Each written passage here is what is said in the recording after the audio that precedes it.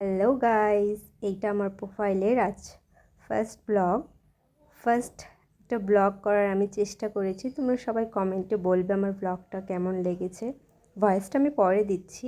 আমরা চলে গিয়েছিলাম সুভাষগঞ্জ ব্রিজে ঘুরতে। তাতান জেদ করছিল কোথাও একটা ঘুরতে যাবে, আর সেখানে গিয়ে দেখি পুরো নদী জলে ভরে গিয়েছে।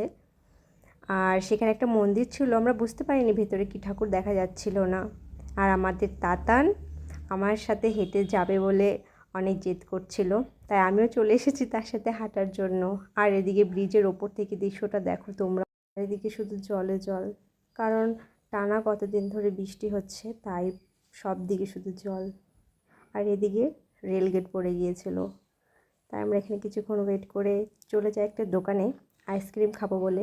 কারণ যতই বৃষ্টি হোক একটা গরম ভাব না রয়েই গেছে, তো গরমে আইসক্রিম সবারই তো খেতে ভালো লাগে।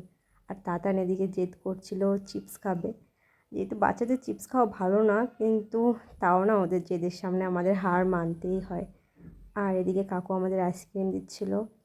চলে যাচ্ছিলাম বাড়ির দিকেই, আর সেখানে যেতে যেতে দেখলাম এখানে ছিন্নমস্ত কালী ঠাকুরের এখানে পুজো।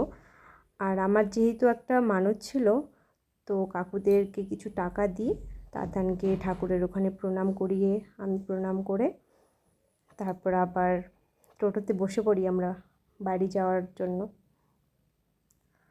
একটা মানত ছিল, করেছিলাম, তো জানি না এখানে পুজো কখন হয়। তো হঠাৎ কালকে ঘুরতে এলাম আর দেখি পুজো। হয়তো আমরা ঘুরতে এসেছিলাম, ঠাকুর চেয়েছিল এই কারণেই যে মানতটা তো আমাদের ডিউ রয়ে গেছে। আর এই তো বাড়ি চলে এসেছি। তো এই যে আমরা বাড়ি চলে এলাম। ব্লগটা এতটাই।